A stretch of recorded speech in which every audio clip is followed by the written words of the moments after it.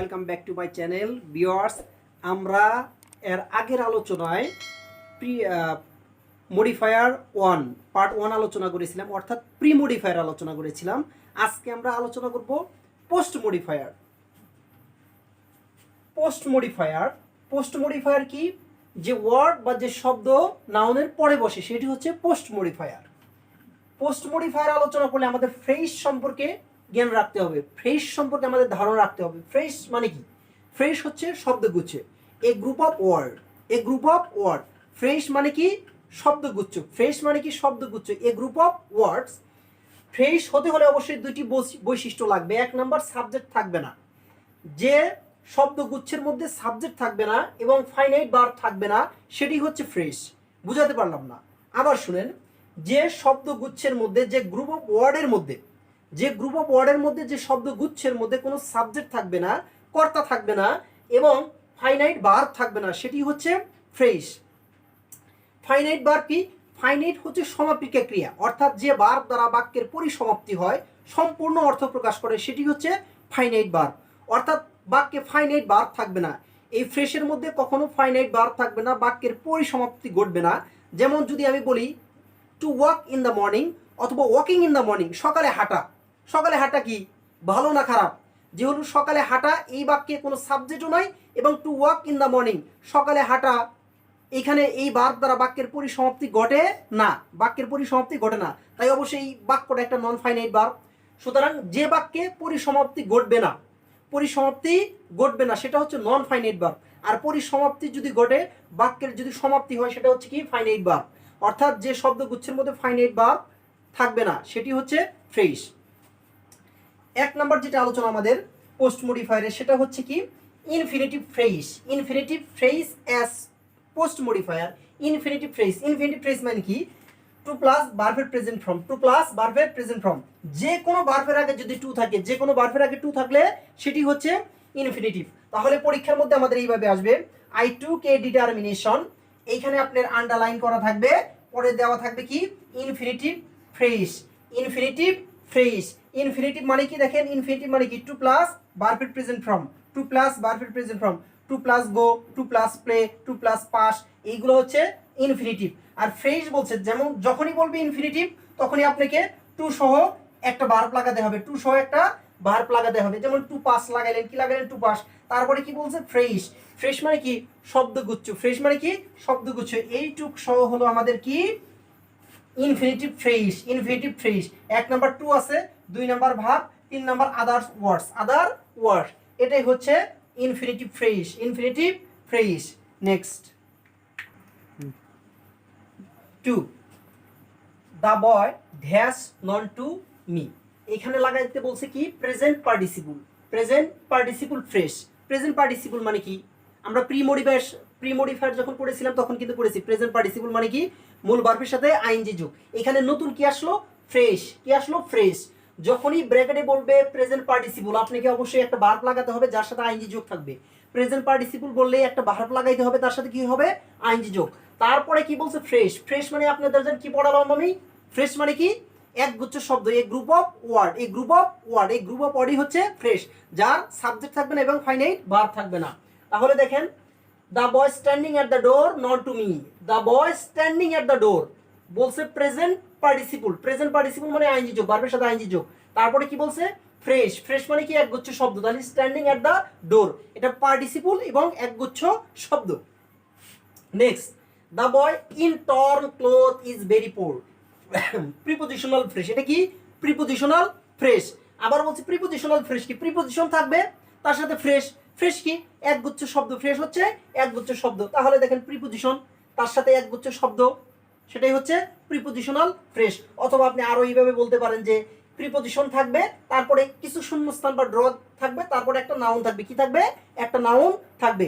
সোজা কথা আমি বলছি, প্রিপোজিশনাল ফ্রেজ কি? একটা প্রিপোজিশন, তার সাথে একগুচ্ছ শব্দ, সেটি হচ্ছে প্রিপোজিশনাল ফ্রেজ।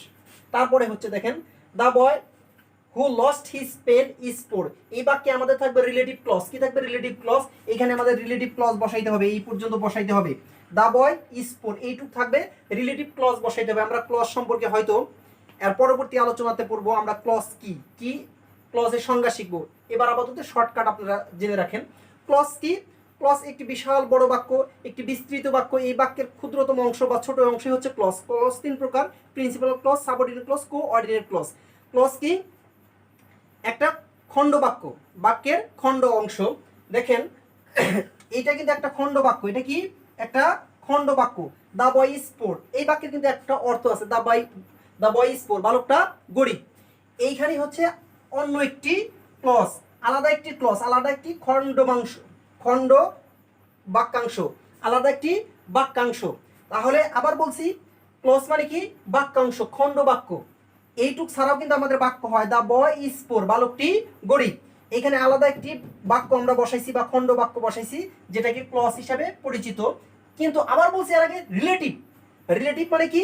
যে বাক্য, যে ওয়ার্ডটা বাক্যের মাঝখানে বসে দুইজনের মধ্যে সম্পর্ক স্থাপন করে দেয়, সেটা হচ্ছে রিলেটিভ। সেটা কি? রিলেটিভ। তাহলে দেখেন, যখন আমাদের বলবে রিলেটিভ ক্লজ, অবশ্যই আমরা রিলেটিভ অর্থাৎ একটা ক্লজ ব্যবহার করব, একটা ক্লজ ব্যবহার করব, রিলেটিভ প্রোনাউন সহ একটা ক্লজ ব্যবহার করব। Do you understand? Next viewers, 4 number হচ্ছে এপোজিটিভ। 4 নাম্বার কি? এপোজিটিভ। পোস্ট মডিফায়ারের গুরুত্বপূর্ণ একটি অংশ হচ্ছে এপোজিটিভ। পোস্ট মডিফায়ারের গুরুত্বপূর্ণ একটি অংশ হচ্ছে এপোজিটিভ। এপোজিটিভ 3 প্রকার। এপোজিটিভ কয় প্রকার? 3 প্রকার। যেমন নমিনেটিভ এপোজিটিভ, অবজেক্টিভ এপোজিটিভ, আর একটা হচ্ছে পজিটিভ এপোজিটিভ। আমাদের এই নমিনেটিভ বা অবজেক্টিভ বা পজিটিভ এইগুলো পরীক্ষাতে ফিক্সড করে দিবে না, শুধু লেখা থাকবে এপোজিটিভ ইউজ করে, এপোজিটিভ বসাও। যেমন থাকবে mister Roni, mister Roni is a good person, is a good person. আমাদের এইখানে লাস্টে লেখা থাকবে এ পজিটিভ, লাস্টে কি লেখা থাকবে? A positive. এবার তোমাকে এ পজিটিভ বসাইতে হবে। এ পজিটিভ হচ্ছে কি? দুটা নাউন পাশাপাশি যদি বসে, দুটি নাউন যদি পাশাপাশি বসে, পরের নাউনটিকে পজিটিভ বলা হয়। দুটি নাউন পাশাপাশি বসলে পরের নাউনটিকে কি বলা হয়? এ পজিটিভ বলা হয়। Mister Roni headmaster of our school, headmaster of our school. দেখেন এটা হচ্ছে সাবজেক্ট, এটা কি? সাবজেক্ট বা একটা নাউন, সাবজেক্ট এবং নাউন। এরপরে কি বলছে? Headmaster of our school, headmaster of our school. সুতরাং এটি হচ্ছে এ পজিটিভ। এর নাম কি? এ পজিটিভ। আমরা জানি এ পজিটিভ কয় প্রকার? 3 প্রকার। এ পজিটিভ কয় প্রকার? 3 প্রকার। একটা হচ্ছে নমিনেটিভ, সাবজেক্টের পরে যে বসবে সে হচ্ছে নমিনেটিভ। এইগুলো আমাদের শেখার দরকার নাই, তাও আমি বলছি। সাবজেক্টের পরে যে থাকবে সে হচ্ছে নমিনেটিভ, এ পজিটিভ। তাহলে সাবজেক্টের পর মিস্টার রনি, এটা সাবজেক্টের পর যে বসলো সে হচ্ছে নমিনেটিভ, এ পজিটিভ। তারপরে আবার থাকতে পারে যে এইভাবে থাকতে পারে, আই ইনভাইটেড মিস্টার রনি, আমি মিস্টার রনিকে নিমন্ত্রণ করেছিলাম, দাওয়াত করেছিলাম। তারপরে লেখা থাকবে, এখানে শূন্যস্থান থাকবে, আন্ডারলাইন থাকবে, লেখা থাকবে এ পজিটিভ। কি লেখা থাকবে? A positive. A great teacher of Bangladesh, a great teacher of Bangladesh, বাংলাদেশের একজন সুনামধন্য টিচার, শিক্ষক। এখানে পজিটিভ লেখা থাকবে। দেখেন বাক্যের সাবজেক্ট, ভার্ব, অবজেক্ট, অবজেক্টের পরে যে বসবে মানে শেষে যে বসবে অবজেক্টের পরে সে হচ্ছে অবজেক্টিভ এ পজিটিভ, অবজেক্টিভ এ পজিটিভ। আবার বলছি এ পজিটিভ কি? এ পজিটিভ হচ্ছে দুটি নাউন পাশাপাশি বসলে পরের নাউনটিকে এ পজিটিভ বলা হয়। এ পজিটিভ কয় প্রকার? 3 প্রকার। সাবজেক্ট নমিনেটিভ এ পজিটিভ, যে সাবজেক্টের পরে বসে। অবজেক্টিভ এ পজিটিভ, যে অবজেক্টের পরে বসে। আর একটা হচ্ছে পজিটিভ, যেমন আপনারা পজিটিভ পড়ছি হিজ, হার, দেম, দিয়ার, মাই, এইগুলো হচ্ছে কি? পজিটিভ। এইগুলো হচ্ছে কি? পজিটিভ। যেমন একটা এক্সাম্পলের মাধ্যমে আমরা দেখাতে পারি। নেক্সট পজিটিভ এ পজিটিভ, পজিটিভ এ পজিটিভ। এখানে কি থাকবে? এ পজিটিভ থাকবে অথবা পজিটিভ এ পজিটিভ থাকবে, পজিটিভ এ পজিটিভ, এ পজিটিভ, পজিটিভ এ পজিটিভ থাকবে। দেখেন এটা হচ্ছে পজিটিভ এ পজিটিভ। এই দেখেন অ্যাপোস্ট্রফি, অ্যাপোস্ট্রফি লিখে আমি এস লিখছি, এটা মানে কি? হিজ, এটা মানে কি? His. I have read Nazrul the poet's work, আমি নজরুলের রচনাবলী পড়েছি, নজরুলের রচনাবলী, নজরুলের এর এই অ্যাপোস্ট্রফি দিয়ে এস দেওয়ার মানে কি? নজরুলের মানে হিজ, নজরুলের মানে কি? হিজ, নজরুলের মানে কি? হিজ। আবার বলছি এ পজিটিভ কয় প্রকার? 3 প্রকার। এ পজিটিভ কয় প্রকার? 3 প্রকার। এ পজিটিভ কাকে বলে? দুটি নাউন পাশাপাশি বসলে পরের নাউনকে এ পজিটিভ বলা হয়। এ পজিটিভ 3 প্রকার। একটা হচ্ছে নমিনেটিভ, যে সাবজেক্টের পরে বসে, যে সাবজেক্টের পরে বসে। আর একটা হচ্ছে কি? অবজেক্টিভ, যে অবজেক্টের পরে বসে মানে শেষে। আর একটা হচ্ছে কি? পজিটিভ এ পজিটিভ। আর একটা কি? পজিটিভ এ পজিটিভ। পজিটিভ এ পজিটিভ কি? যেমন হিজ, হার, মাই, এইগুলাই হচ্ছে পজিটিভ। আমাদের প্রি মডিফায়ার এবং পোস্ট মডিফায়ার আলোচনা শেষ।